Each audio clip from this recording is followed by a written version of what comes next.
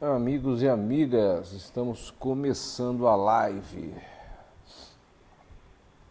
Ai, ai, ai. Hoje teremos aqui Celso Viáfora. Celso, compositor, cantor, um dos artistas. Engraçado, Celso não mora aqui, não é daqui, e é dele uma das músicas mais emblemáticas da cidade de Belém, né? E a gente vai ter o Celso com a gente daqui a pouco aqui, batendo um papo.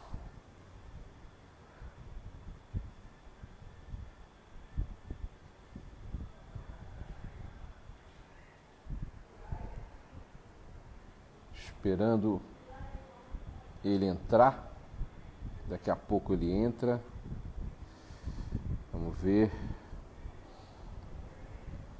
Ó, o Celso já entrou.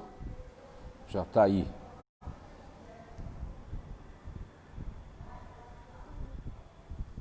Olha aí. Pronto. Beleza.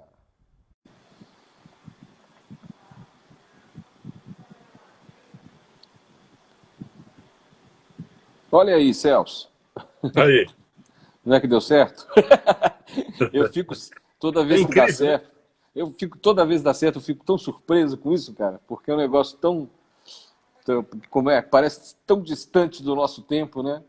E tá aí. Você sabe que você é a primeira live que eu participo, porque eu sempre não tenho muita paciência, pra falar a verdade.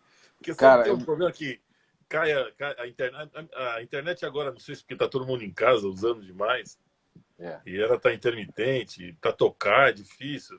A gente vai tocar e mostrar uma coisa, trava. trava, né, Mas, cara? enfim, Mas é um negócio estamos aqui inacreditável. estreando.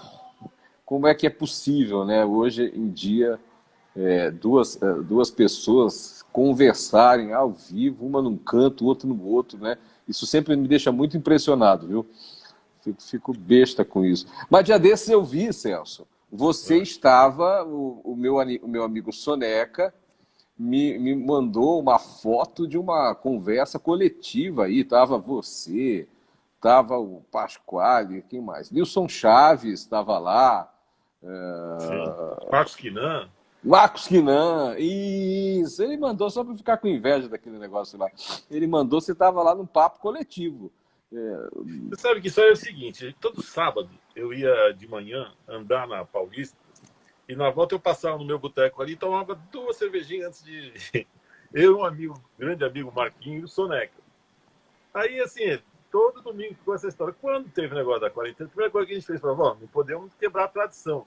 Aí compramos uma e descobrimos o Zoom, compramos uma cerveja e tomamos os três. Mas a gente pensou que podia aproveitar, né? Então, eu converso com o Tonho Marra, que é um amigo de Brasília, o Nilson e o Quinan entram aí de Belém, o Zé Edu entra de Belo Horizonte. Quando acabar isso aí, que a gente tiver que ir para o boteco mesmo, acho que eu vou sentir falta. vai Vou ter sentir que levar falta, o né? computador para É, levar o rapaz, computador para lá. tem umas coisas muito engraçadas aqui, vou arrumar aqui, tem umas coisas muito engraçadas que acontecem aqui, e já desse eu nunca tinha visto. Teve uma pessoa que ela fez um, ela fez um churrasco na casa dela de aniversário, e aí, o que ela fez? Ela comprou carne e mandou para lá, para uns 15 amigos, para que os amigos também fizessem churrasco. Ela contratou uma empresa. Ela contratou o Vanderlei Cardoso, sabe quem é o cantor Vanderlei Cardoso, que canta Sim, claro. brega, canta, né? O Vanderlei foi para casa dela, então tava ele, a pessoa, a mulher, os filhos, e o Vanderlei cantando e transmitindo isso pela live, com os 15 amigos, entendeu? Na casa deles fazendo churrasco acredita, É, acredita, rapaz? e esse é um caminho sem volta, né? Porque, na verdade, a gente antigamente era difícil ampliar, porque as pessoas, sobretudo as pessoas de mais idade, ou aqueles que tinham um certo problema com a tecnologia, não queriam nem saber, né? E hoje, quer dizer, as pessoas de idade, ou elas aprendem isso, ou não vão falar com o neto, não vão falar. É, Então, tá todo mundo é, aprendendo. não tem E jeito, né? Tem que ser, acaba sendo o único caminho mesmo, né? Incrível. Celso, mas queria começar começar do começo, começar do princípio, na verdade. Você é da onde? Sou de São Paulo. São Paulo, Nasci no capital? bairro da Luz, ali no centro de São Paulo, é. Ah, bacana. E você começou a cantar, a compor, com quantos anos? Olha, eu tinha uns 12 anos, 13 anos, e estudei num colégio público, Colégio Estadual de São Paulo, e tinha aula de música no colégio. E uma das lições de casa era você fazer paródias. Eu descobri que as paródias que eu fazia, as pessoas gostavam mais do que as paródias que meus amigos gostavam. Falei, pô, acho que eu tenho jeito para essa coisa. E aí, das paródias, comecei a fazer música própria. E o compositor nasceu, inclusive, antes do que o violonista, né? Aí depois, por fazer música e tal, aí resolvi aprender violão, e depois, né, enfim, daí estudei arranjos e tal, mas enfim, comecei como compositor lá na escola. E eu sempre fico pensando sobre isso, quantas pessoas às vezes passam pela vida sem ter um maestro Vicente, que foi meu professor de música lá no Colégio Estadual de São Paulo, para despertar na pessoa uma vocação que ele tenha, né? Fico pensando É sobre verdade. isso. Talvez eu tivesse aula, talvez eu passasse, estava aqui, né? Você sabe que eu tenho aqui atrás da gente, não vai dar para ver? Deixa eu ver. Aqui, tem um piano. Sim. Me pergunta o que eu toco, né? Eu tenho a vontade de tocar, né? Já comecei uma meia dúzia de vezes até a aula, e aí... mas sempre à vontade, né? Aquela coisa da paixão pela música. Mas talvez eu não tenha tido exatamente o que você teve, né? Alguém Porque lá... você falou, eu estou me lembrando que quando eu tinha uns 6 anos, 7 anos, minha mãe queria que eu aprendesse violão. Aí ela contratou uma professora que ia em casa e tal. E eu não estava afim, eu queria ser jogador de futebol, entendeu? Aí a minha mãe chegava para ver a aula, a professora mostrava um solo para ela, eu ia para o quarto dormir, e minha mãe falava, acorda, volta. Até que uma hora que ela desistiu, e aí nasceu o compositor, né? É louco esses caminhos, né? Quer dizer, É. com 6 E anos eu não tinha a menor pinta de não tinha desistir da música. menor... E eu tive violão, e tive aula de violão, e tentei, e aí eu tinha um ódio daquelas cordas, rapaz, porque meus dedos estouravam todos os meus dedos. Então, assim, engraçado muito isso, né? Quer dizer, tem gente que é absolutamente ligado em música, louco por música, não vive sem música, mas que não acaba não desenvolvendo nenhum tipo de talento instrumento para tocar, né? Meu pai era assim, meu pai era um ouvinte maravilhoso. Eu acho que muito do que eu aprendi com os grandes professores compositores, né, como Geraldo Pereira, como, sei lá, Tom Jobim e tal, muitos deles eu aprendi pelo meu pai como ouvinte, né? Ah, é? E não tocava nada também. Tinha um tio que era violinista de orquestra, do outro lado da minha mãe tinha um tio que foi um grande saxofonista e tal. Mas meu pai mesmo não. Mas ele botava lá, todo domingo ele estava lendo jornal, botava um som e tal. Eu acho que é fundamental o ouvinte, né? Até para criar um músico, né? Agora, bom, aí você começou na verdade, primeiro a compor, você falou, depois começou Sim. depois a tocar, né? Fui atrás, eu corri atrás para poder tocar. Foi atrás para... Tá, e você faz parte de uma geração dos festivais, né, Celso? Sim, com 15 anos eu ganhei um primeiro festival, até era engraçado que eu ganhei na época, era uma grana que valia um meio Fusca, assim, né? E com essa grana eu gastei metade em futebol de botão, que eu era apaixonado por futebol de botão. E tinha na 24 de maio, na galeria aqui em São Paulo, uma loja que fazia uns botões, era um primor. Gastei metade da minha grana com botão e a outra metade com um gravador cassete estéreo, que tinha acabado de sair aqui, cassete estéreo. Com esse festival, com os 15 anos. E daí depois segui fazendo shows e tal. Fiz um show na Funat do Rio, que foi o primeiro show profissional. Aí fiz alguns festivais do interior e o Festival Universitário da TV Cultura, aquele que o Arrigo ganhou. Saímos ali o Arrigo, Premeditando o Break, né? E mais uma série. E depois nós três, o Arrigo, o Premê e eu, classificamos no Festival da Tupi, 79, que foi um festival que estava o Caetano. Quem ganhou foi o Fagner, com uma música do Dominguinhos e tal. E aí a carreira andou, né?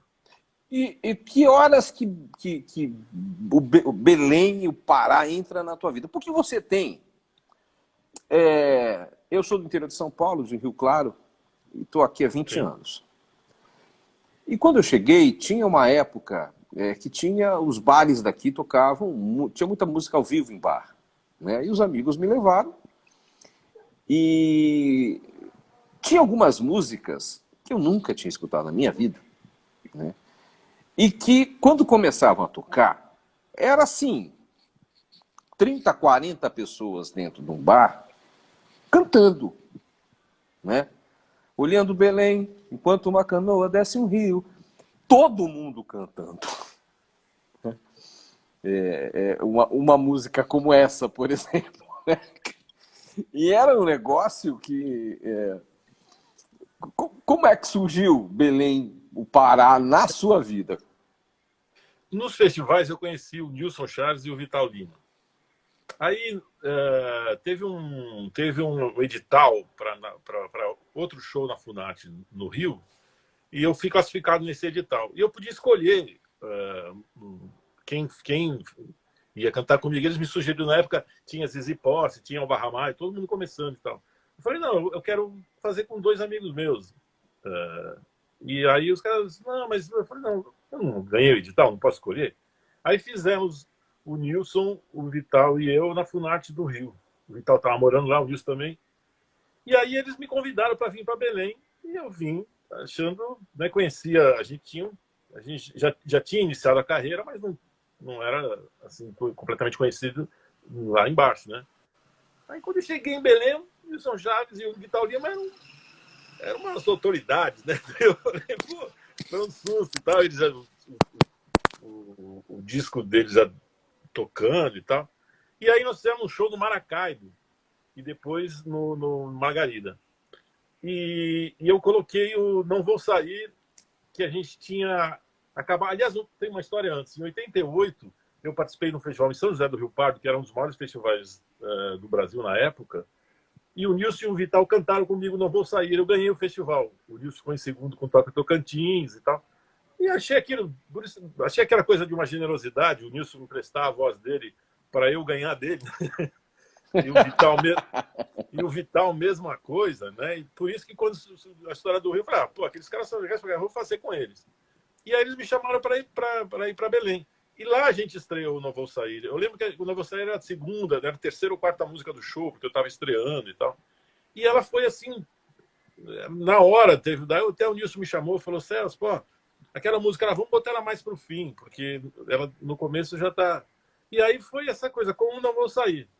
Nessa primeira vez que eu cheguei em Belém, o Quinan foi buscar a gente e a gente foi pro bar do Parque. E eu fiquei lá, nós ficamos bebendo até de manhã.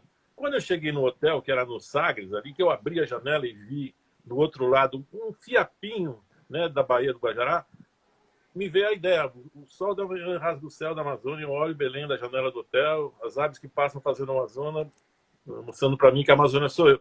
Fiz isso, né? Gravei, assim, anotei, dormi, e depois, no dia seguinte, na sequência, fiz o final da música, né? Então, as duas aconteceram mais ou menos ao mesmo tempo. A gente veio para fazer o show em que o Não Vou Sair. O Nilson, inclusive, ia gravar no Sabor uma outra música minha que chamava Arte. Ele falou, eu quero isso daí. Eu falei, não, escolha o que for. Então, foi na mesma época, chegamos para fazer o show. E a música, as duas músicas na mesma época? Não, então, o Não Vou Sair, a gente já tinha ganho o festival e tal, mas quando chegou o show, a gente estreamos ela em show e ela foi quando ela deu aquele boom, assim, que o Nilson até desistiu de gravar essa outra música para gravar o Não Vou Sair no Sabor. E ali eu comecei já a fazer o Olhando Belém, que foi gravado depois no outro disco dele, né? Eu nem terminei, eu terminei em São Paulo quando voltei. Agora, não lhe parece muito incrível que essas duas músicas feitas por um paulista que não mora aqui, né? Veio para cá fazer um show e tal, tenham virado 2 hinos da cidade? Porque é o que elas são. Elas são 2 hinos dessa cidade. Eu acho bastante improvável, né? Ainda mais, se pensar bem, o Olhando Belém é uma música grande, que no meio fala de São Paulo, né?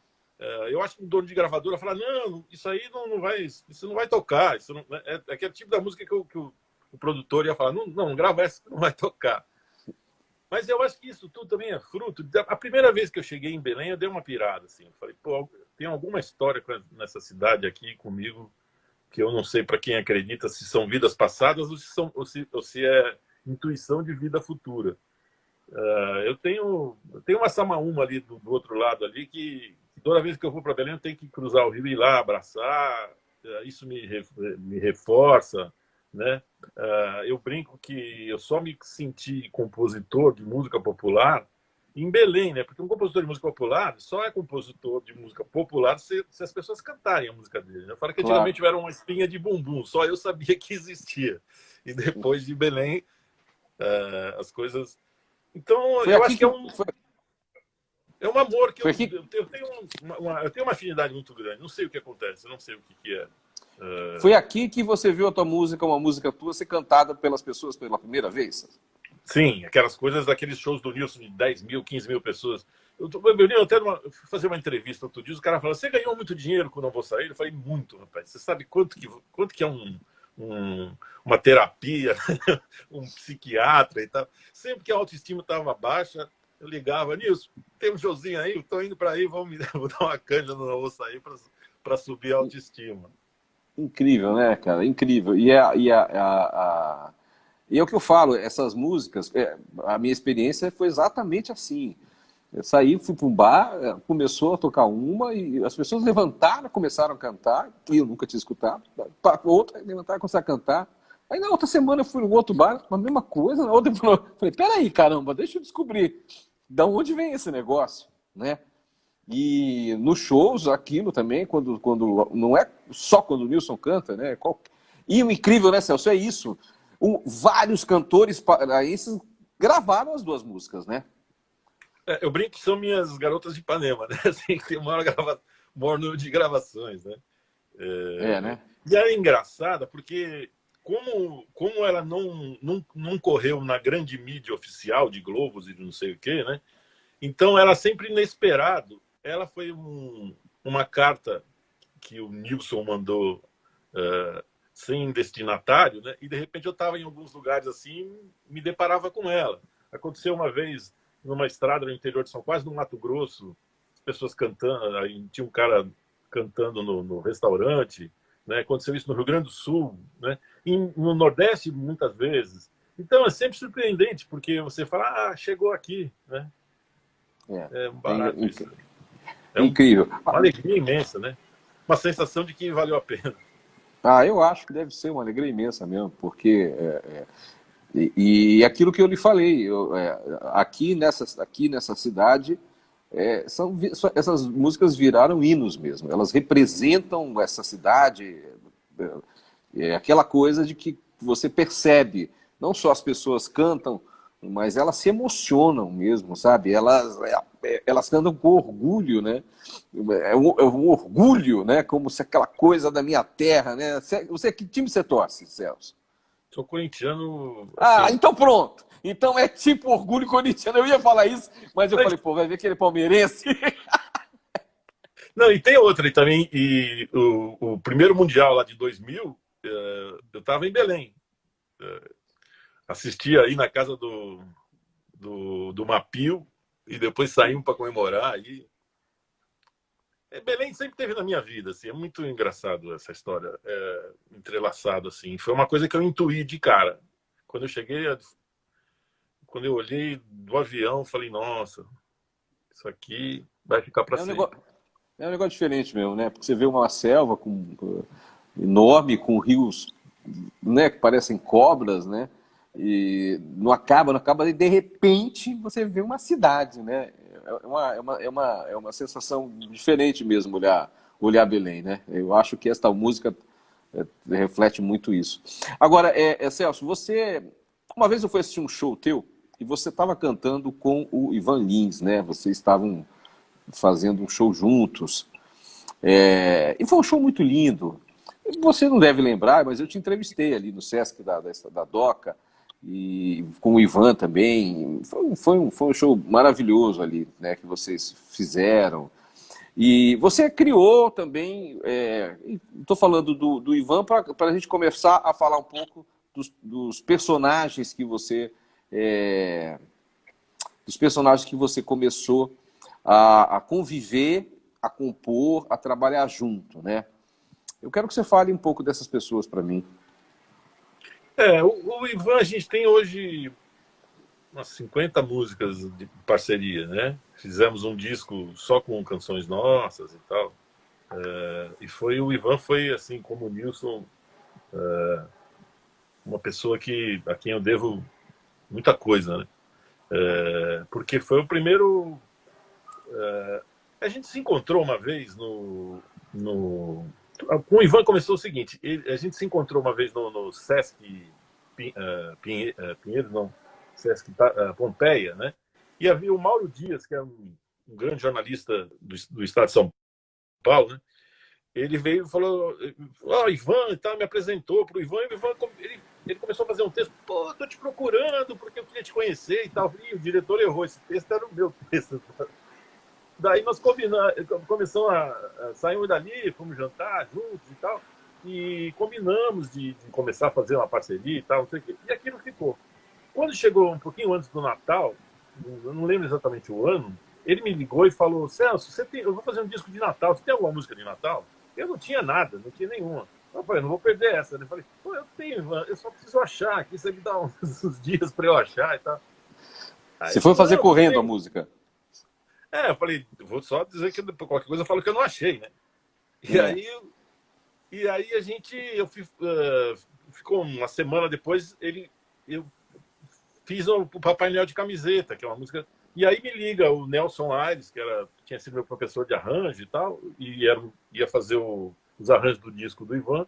Me liga e falou, eu tô de cobrança aqui, cadê a música? Você achou? Eu falei, achei, tá aqui. Eu falei, então pega o violão e vem pra cá. E eu fui mostrar a música para ele com o maior medo, né? Porque a gente faz a fita e, mano, se o cara não gostou, o cara só não te responde, né? Mas você tocar ao vivo assim, pô, você levantar a cabeça e o cara não... aquela cara assim de ué, né? Aí eu cantei a música o tempo inteiro, assim, com o olho baixo e tal. Aí quando eu terminei, que eu levantei, eles estavam chorando, os dois. E aí o Ivan me conta que ele falou, ali eu falei, não, vou chamar esse cara. Aí um dia ele me liga e fala, vem pra cá, vamos pra Teresópolis. E de cara já foram 6 músicas, assim. Entre elas o Emoldurada, que fez um sucesso, a música que a gente fez pra Portela. Tiveram A Cor do Pôr do Sol, que era o nome do disco dele, depois. Tem uma música Só Prazer, que a Nana Caymmi gravou. Teve o Atlântida. Enfim, umas 6 músicas ali de cara e tal. E aí começou a parceria com o Ivan. Eu era um cara muito... Como eu fazia letra e música, né? Eu tinha poucos parceiros. De um tempo para cá, o que eu mais curto é dividir, é compartilhar, porque aí a música ganha uma outra extensão, né? E o meu outro grande parceiro é o Vicente Barreto, né? Com o qual eu tenho, acho que talvez umas 80 ou 90 músicas, sei lá. Daí temos o Cara do Brasil, que é uma música que o Ney gravou, tenho Por um Fio e tal. Mas o que você ia falar? Desculpa. Eu queria saber o seguinte, você falou assim, parceiro, né? Antigamente, parceria musical era assim, vocês se encontravam, né? Na casa um do outro, num lugar, num bar, na fazenda, seja lá onde fosse, sentavam...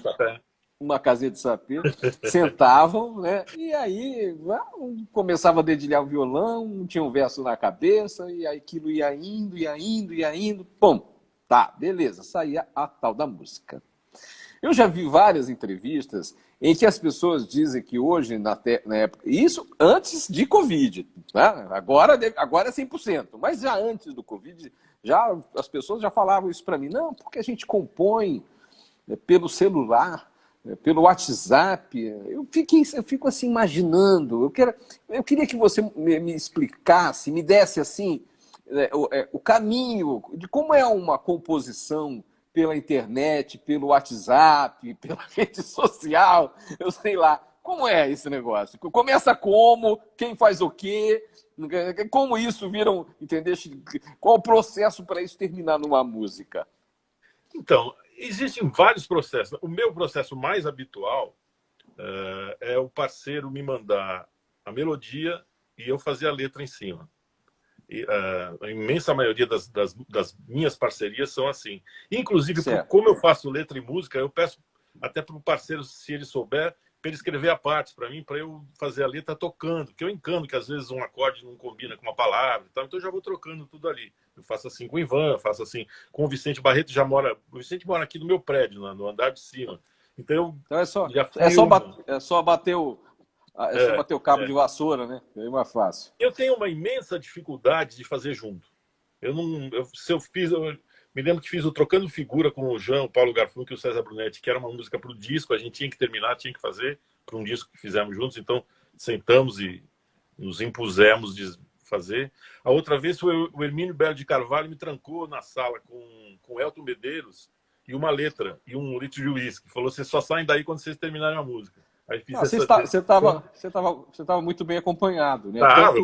Por mim, eu estava na parte para beber como ali com a pessoa também. Assim é fácil. Assim é fácil também, Celso. Não é tão difícil.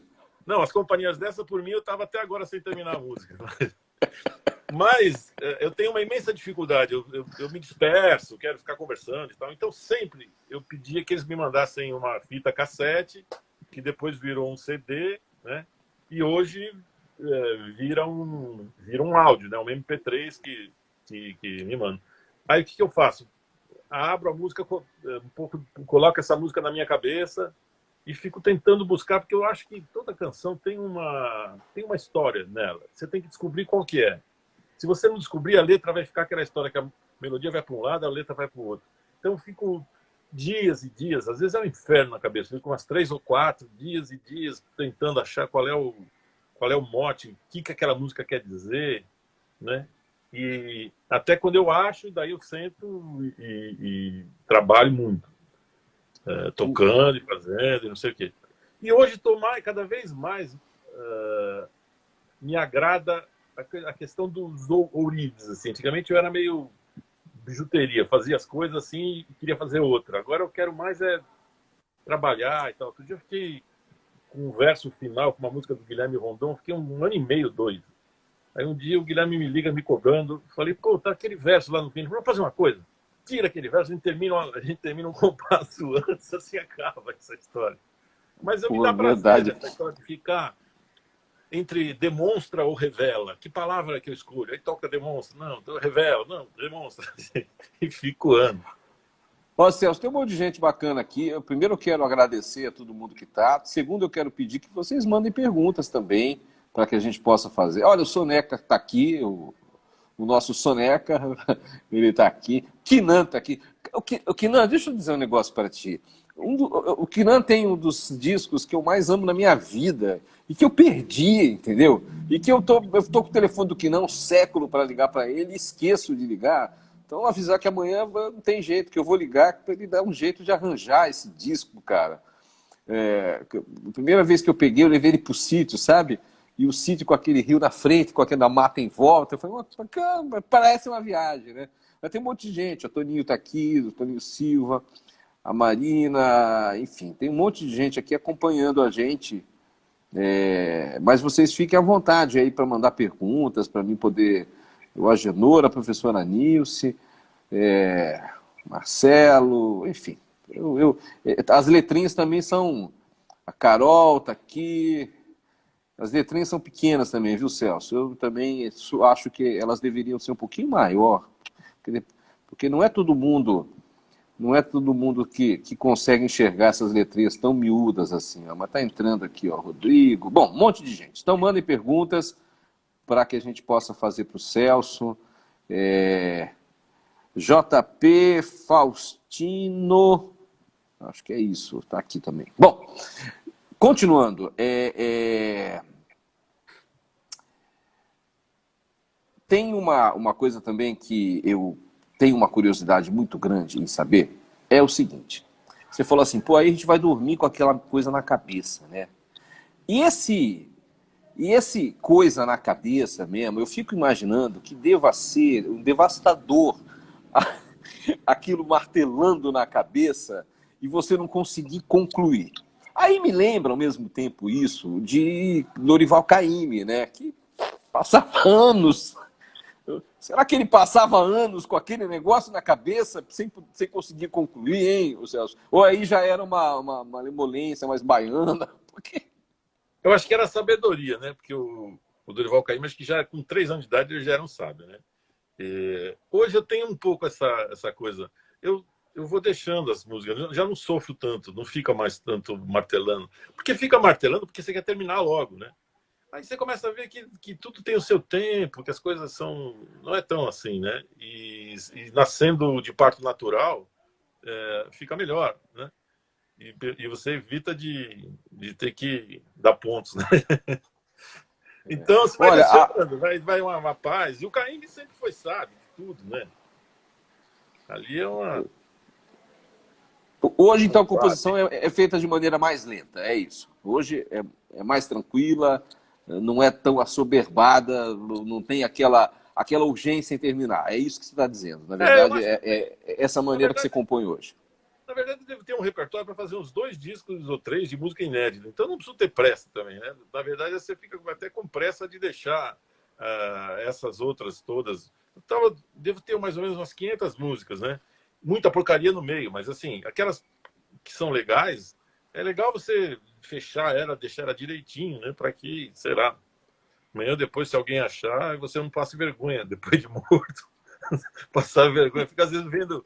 Às vezes o cara grava... Você nunca pensou em pegar essas músicas, por exemplo, com essas tecnologias que a gente tem nova hoje aí, criar, de repente, pegar só no canal do YouTube e vou tocar elas aqui e ver qual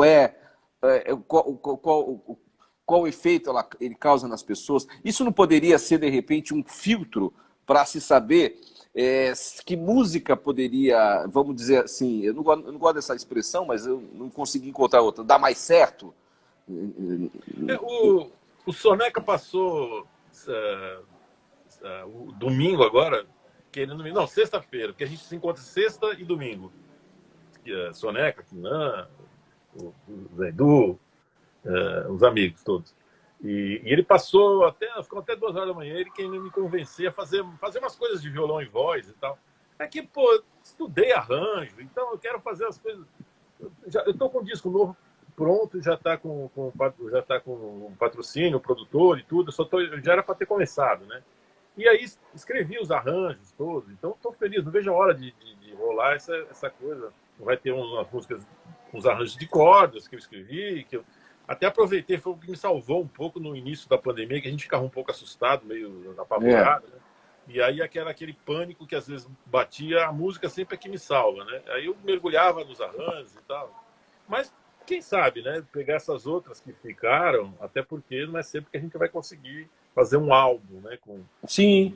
Os músicos. É que cada vez mais eu acho que o meu maior patrimônio na vida são os meus amigos, né? E entre eles, músicos maravilhosos, né?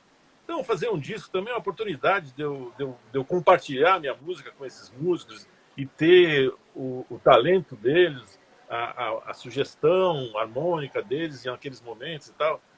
Eu acho bem legal essa coisa de fazer um álbum, mas se o Soneca não ficar sexta-feira que vem na minha orelha de novo, eu acho que eu vou fazer ainda, pegar... Ele acabou de responder, ele acabou de responder, então foi isso, eu tinha te enchido e não lembrava por quê, tá vendo só? Olha, bom, mas a gente tem uma pergunta, a Maninha Borges perguntou aqui, como é compor com a juventude? Ela falou assim, teu filho e o povo diz...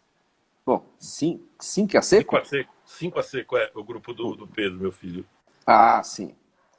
Essa pergunta. O Chico Buarque uma vez falou uma coisa que eu achei linda. Ele fala que compor é para jovens, que ele compõe ainda com o fio de juventude que resta nele, né? E acho que ele tem muita razão. O compor ainda é um ato juvenil, né? Amoroso e tal. Sim. E compor com esses meninos, de uma certa maneira, é você vampirizar essa energia toda, né? Além do prazer imenso. Porque para fazer música no Brasil, você tem muitas vezes que trabalhar com outras coisas e correr atrás, aí final de semana você viaja, então passa às vezes a infância dos filhos e você perde uns trechos ali, né? Claro. E quando o filho começa a compor também, você fala, pô, acho que eu não errei tanto, né? Pelo menos eu acho que... Eu sempre falo, eu conto essa história, porque para mim, um prazer enorme fazer músicas com o Pedro.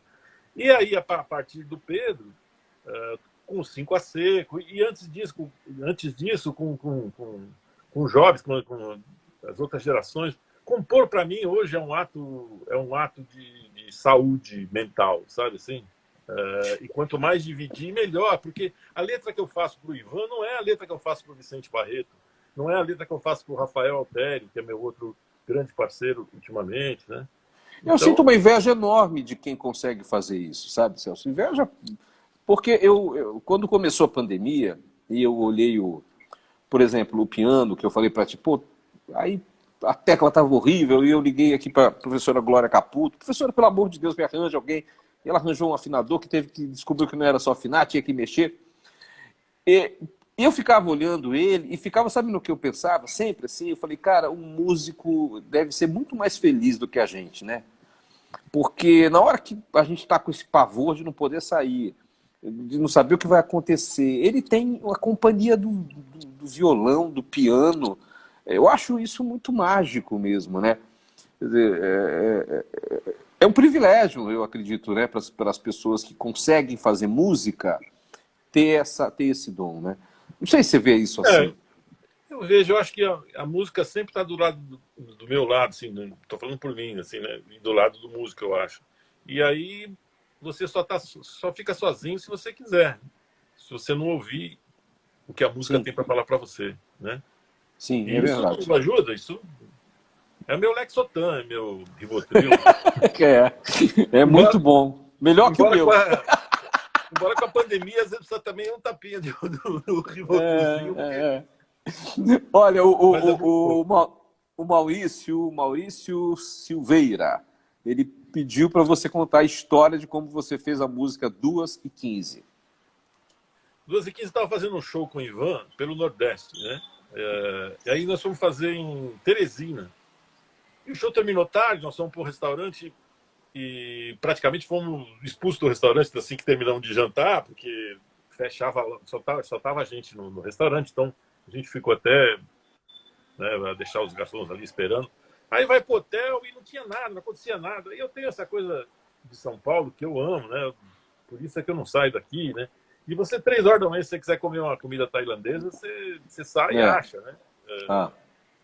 E aí chegamos, os músicos foram todos dormir, o Ivan foi dormir também. Pô, deve ser que era, eu falei, caramba. Aí eram 2h15 da manhã e um galo cantou. Falei, pô, até o galo aqui canta mais cedo. O galo lá acorda mais cedo, é?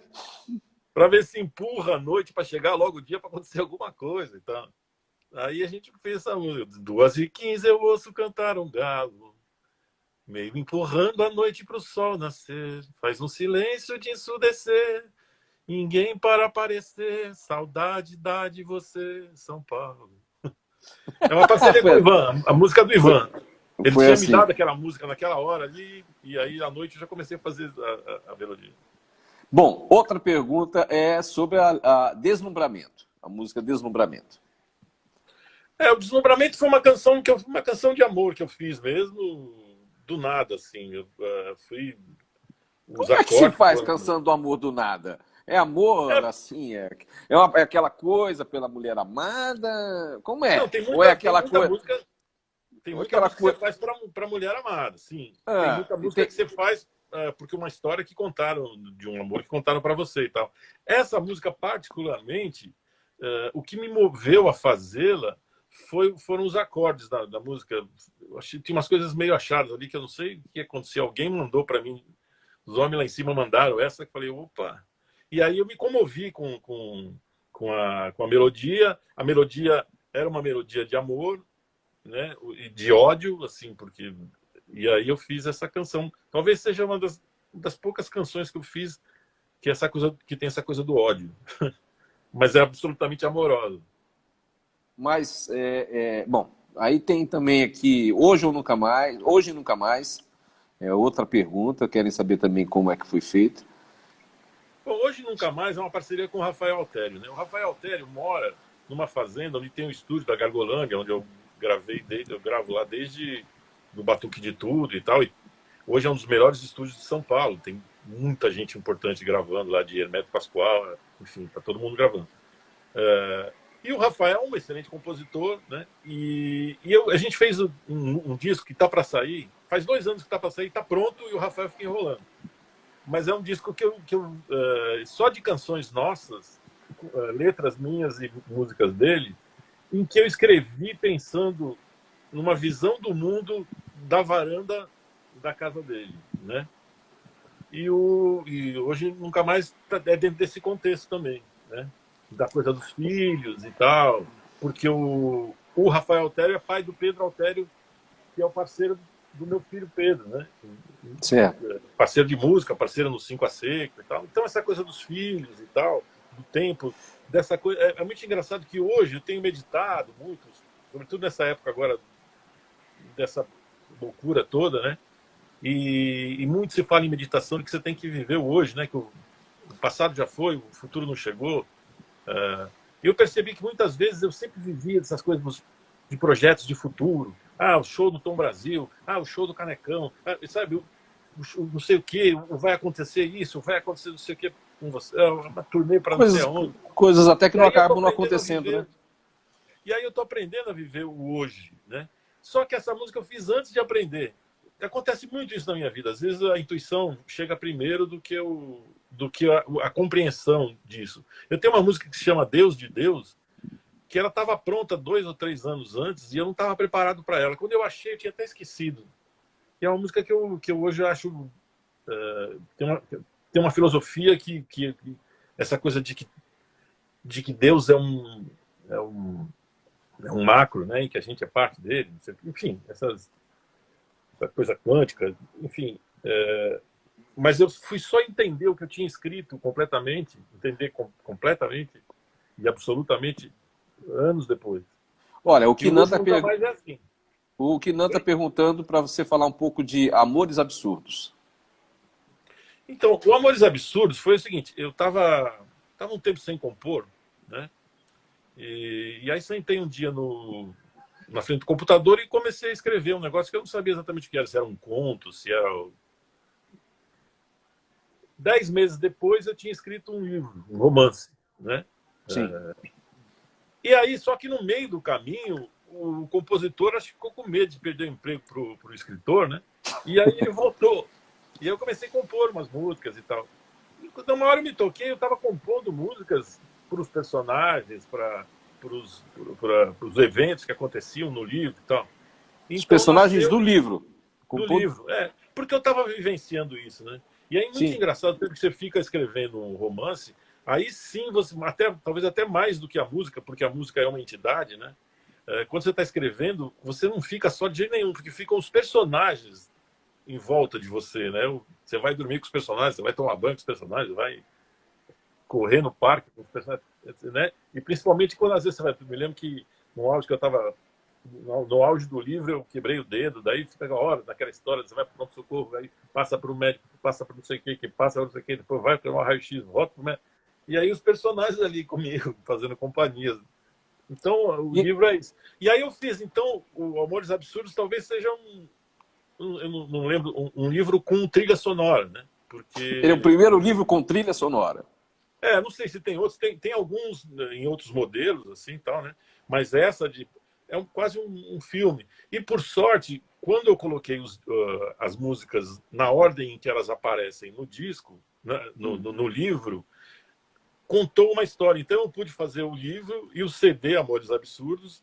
E aí, você está lendo, você colocar o CD, você pode ouvir a música quando ela aparece, né? Que bacana isso, hein, cara? Tem gente que fala, pô, que legal, que ideia genial. Eu falei assim, não me parabenize, porque não foi uma ideia genial, as coisas aconteceram, assim. Quando eu vi, eu estava compondo. Não foi uma coisa que eu pré-destinei, entendeu? Olha, muita gente entrou depois, Celso, e aí você sabe que sempre tem perguntas quando eu entrevisto as pessoas que e eu abro, às vezes faço, agora fazendo por live, sempre tem pessoas que acabam entrando depois, e o meu amigo Soneca fez isso, e aí fazem uma pergunta que eu já fiz. Mas não tem jeito de eu não falar, porque não foi só ele, foi um monte de gente fazendo a mesma pergunta. Né? Então, eu vou pedir que você fale rapidamente para a gente como é que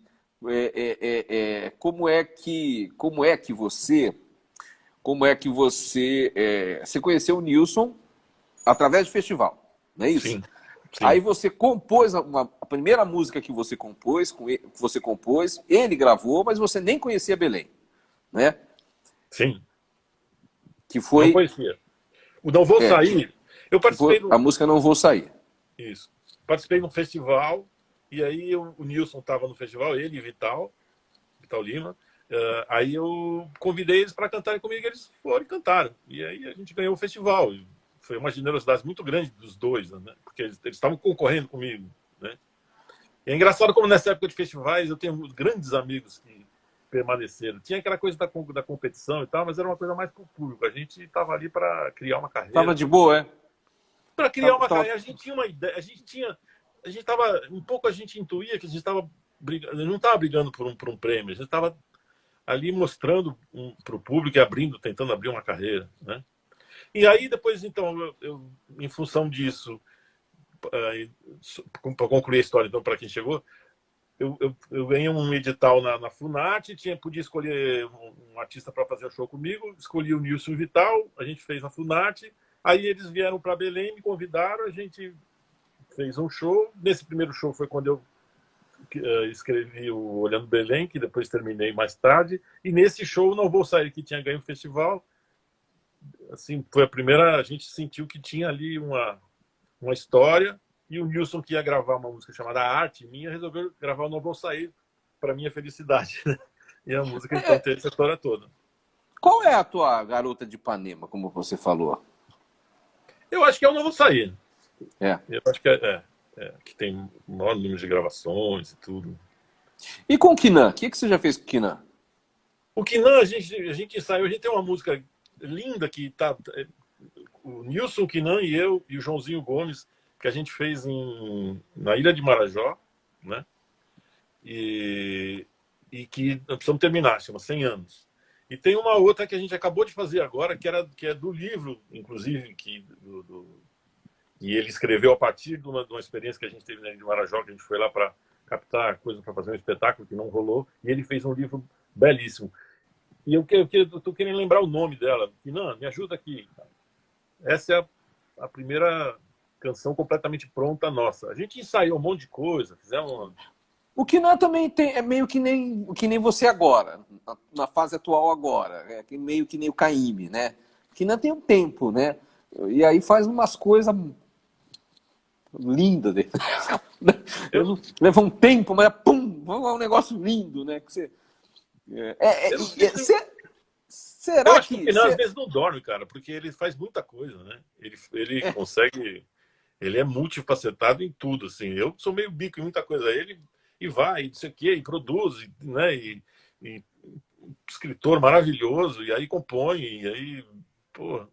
Como é que tá a música hoje, amigo? Como é que você vê a música brasileira hoje? A gente tem dois lados. A internet rompeu com a exclusão, né? Quando eu comecei, a gente ou você estava numa gravadora e aí podia ir para televisão e tal, ou você era um excluído, né? Hoje em dia, qualquer pessoa está a um clique de qualquer música no mundo inteiro, né? Certo. E isso é maravilhoso.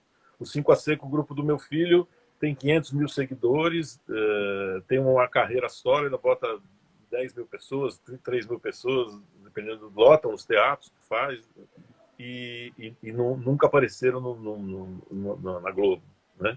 Tem uma carreira própria, né? Como vários artistas já têm. Por outro lado, isso também tem uma questão que acaba com a carreira do compositor até que se consiga de novo estruturar o direito autoral.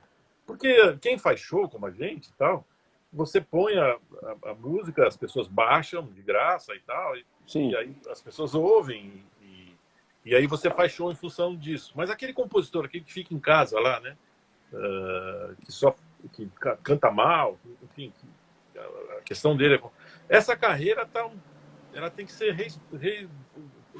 uma reestruturada, né? Vamos ver como é que vai ficar essa história dos downloads, como é que vai ficar. Eu sei O que na cara não Europa ganha mais direito autoral, né? a coisa ficou bem. O cara tem que ter 1 milhão de acessos, 2 milhões, sei lá. Tem que investir nisso. Porque, por outro lado, também você ter 1 milhão de acessos não é igual você vender 1 milhão de discos, né? Porque o acesso, você ouve a música uma vez, né? Sim. E aí, sei lá, na verdade a gente está vivendo um momento de transformação tão grande, né? O álbum também, o que é o álbum? Esse meu disco que está prontinho, ele conta uma história. Mas eu não sei quantas pessoas vão ouvir ele da primeira à 12ª música na ordem, para entender essa história, né? É esse o negócio que eu acho interessante também, Celso. Os cantores continuam fazendo álbuns. Quando, na verdade, hoje, pelo que eu noto com essa história de Spotify, essas plataformas todas, as pessoas não estão mais pegando o álbum, elas estão pegando músicas, né? Sim. Eu acho que um pouco é saudosismo, outro pouco, no meu caso, por exemplo, mais que saudosismo, é um prazer imenso, porque eu acho que o álbum é você recontar a história, né? É coisa do mosaico, né? Você tem cada música é uma pedrinha e juntas elas formam um mosaico, né? Esse negócio me dá muito prazer, né? Sim, claro. É um projeto, na verdade, né? Quer dizer, eu consigo compreender isso perfeitamente. Porque é o prazer do projeto mesmo, né? De você fechar ele. Mas você não concorda que hoje mudou tudo? As pessoas, por exemplo, eu vou te dar um exemplo. Eu estava viajando, eu estava em Nova York. Olha só o que eu ia falar, eu estava em Nova York, final do ano, pra você ter ideia. E aí uma mania de escutar música o tempo todo. E aí eu liguei lá na Apple TV e estava vendendo o show o CD da Bethânia com o Zeca Pagodinho. Eu amo os dois. Mas eu falei, não quero comprar o CD. Eu quero ver o show. E eu não comprei o CD. E fiquei com aquele sentimento até ruim de não ter comprado o CD. Depois de um tempo veio o show, o DVD, né? Quer dizer, o show inteiro, não o DVD, o que seria o DVD, né? Aí eu comprei, entendeu? Então, assim, eu imagino que para o cantor e para o músico deva ser muito difícil lidar com isso, né? Porque uma pessoa quer uma música, o outro quer só o CD, o outro não quer o DVD inteiro. Eu não sei como é que isso vai ficar, né? De todo modo, você tem um álbum, você sobe o álbum nas plataformas, né? E aí quem quiser ouvir o álbum inteiro ouve, quem quiser ouvir uma música só ouve, pula para outra, quem quiser fazer o seu playlist, né? De toda forma, o que eu acho que a grande coisa positiva, e eu prefiro olhar o lado positivo sempre, a grande inovação que isso tudo traz é justamente essa história de romper com a exclusão. O cara falava assim, pô, você lançou o disco, mas não tá em lugar nenhum, não vi em jornal nenhum. Pô, hoje não tem mais essa. Você não viu que você não quer aquela história, não fui no teu show porque a divulgação foi ruim. Não, tá em todos, né? Claro. Você recebeu em casa e tal. É totalmente diferente. A exclusão terminou. Agora a gente trabalhar a carreira de outra maneira. O Kinan tá dizendo que é Vaqueiro Bidó. O nome da música. Isso. Vaqueiro Bidó. Nossa, Bidó. A música. Nossa parceria. Vaqueiro Bidó. Celso, outra coisa. E agora? Você aí escreveu um livro, deve ter tomado gosto pela coisa, né? E aí já fica matutando. Eu já terminei o novo. Acabei de terminar, inclusive mandei para o Kinan, que o Kinan tem sido meu consultor, né? De sempre, né? O novo já? Na verdade, esse livro está um outro romance, eu terminei faz mais de um ano já, ou até mais. E aí vou mexendo, e o Kinan fica lá me cutucando, publica, eu falei, calma, ainda vou. Agora, talvez, eu acho que eu cheguei num ponto que está me agradando, mandei para ele, vamos ver, se ele me der o ok, eu acho que em breve eu já mando para o Prelo.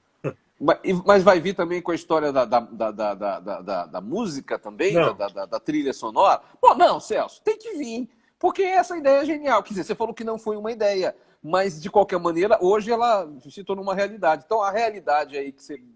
é sensacional. Mas sabe que é o seguinte, tem duas músicas no disco que são músicas que eu fiz, né? E que elas aparecem... porque o Amores Absurdos, meu personagem era um músico, então era mais fácil ele compor e tal. Tudo era... não era uma coisa forçada, não, né? E esse livro, assim, tem uma música da peça, que a personagem é uma atriz, então tem uma música ali, e tem uma música final que ela encontra no YouTube e tal. Então fala assim. Então tem duas, para não dizer que não tem nenhuma. Ou seja, você está facilitando. Como você acha que não precisa mais fazer álbum, então duas já tá bom, já dá um EP. Duas tá bom. Não é nem que eu acho que não precisa fazer mais álbum, não. É como realmente as pessoas se interessam pela música, né? O cara olha a lista e aí o cara fica... Essa música custa não sei quanto, você compra aquela música, né? E a hora que eu vi isso pela primeira vez, eu falei, mas caramba, né? Como é que os caras vão viver assim, né? Comprando uma música, né? E depois isso é liberado. Você já percebeu isso? Você não precisa comprar. Depois libera. Alguém escuta, alguém copia e pronto, né? Eu me lembro que quando eu tinha 20 e poucos anos, o Hamilton Godoy, que foi outro músico importantíssimo na minha vida, meu padrinho musical e tal, e ele era presidente da ASSIM, que era uma sociedade de intérpretes e músicos, né? E eu era diretor, então, tantas vezes peguei o Eletra, ia para o Rio para aquelas reuniões sobre direito autoral, e a gente brigando com os produtores e não sei o quê. E aí, de repente, hoje, todo mundo entregou o ouro. É que não tem como correr. Isso é que nem Uber, entendeu? Não adianta o taxista querer dar porrada no Uber. Não vai... É a mesma história. O que a gente tem que fazer é arrumar outras formas. O que na Europa está se fazendo, os Spotify, os Deezer, essas coisas estão melhorando os pagamentos, né? Então, sim, aí é você estruturar a sua carreira para isso. Em vez de pedir para o cara comprar seu disco, pedir para o cara baixar no Spotify o teu disco, ouvir você no Spotify, que aí vai contando, de centavo em centavo, né? Entendi. E essa questão hoje de estar na pandemia te fez compor mais? Não, na verdade, na pandemia eu escrevi os arranjos do disco. Sim. E terminei o livro. Fala a verdade, faz uns 4 meses que eu não toco violão a vera, assim, estudar e tal. Preciso até voltar. Tocava para escrever os arranjos e tal, mas ali você vai tocando de acorde em acorde, né? Eu estou precisando botar os dedos em dia de novo, porque o violão é muito cruel, né? Você fica uma semana sem tocar violão, os dedos já dão uma endurecida. Com 3 meses, você vai ter hora que dá vontade de você jogar o violão na parede. A gente vai sair melhor dessa pandemia, Celso? Eu espero que sim, né? Eu acho que algumas pessoas vão radicalizar para o lado da escuridão, outras pessoas vão entender que o mundo não é só aquilo, né? Eu acho que tem uma coisa básica, que existia uma coisa liberal aí, né? Uma questão do liberalismo xiita, que achava que o mercado podia resolver tudo e que o Estado tinha que ser mínimo, né? Na hora que vem uma pandemia dessa, o mercado não dá um respirador, uma máscara, né? Quem vai cuidar do cidadão é o Estado. Então isso é uma coisa que tem que ser revista, né? Era uma coisa quase um dogma, que todo mundo, não, porque o liberalismo, porque não sei o quê, essa coisa, quem defende o Estado é velho e tal. Eu acho que o Estado não tem que ser um paquiderme, mas ele também não pode ser um Estado tão mínimo que não tenha dinheiro para fazer com que a população fique em casa, né? E não se cometa um genocídio. E a cultura está sendo muito maltratada, né, Celso? Isso é um lado que a gente um pouco esperava, né? Porque eu não vejo, eu não tenho nenhuma surpresa com o que o Bolsonaro tem feito, né? Ele está fazendo exatamente aquilo que ele falou na campanha. A surpresa eu tive de ver pessoas tão inteligentes e tal entrando nessa, né? Mas ele não traiu ninguém. Ele está fazendo a mesma coisa que ele fez. Talvez exagere um pouco, mas enfim, é complicado. E a cultura, basicamente, eu não sei por que ele ligou, mas primeiro que ele ligou essa história da esquerda, né? Da esquerda, essa entidade que não existe nem na União Soviética mais, mas só existe, acho que, na cabeça do bolsonarismo.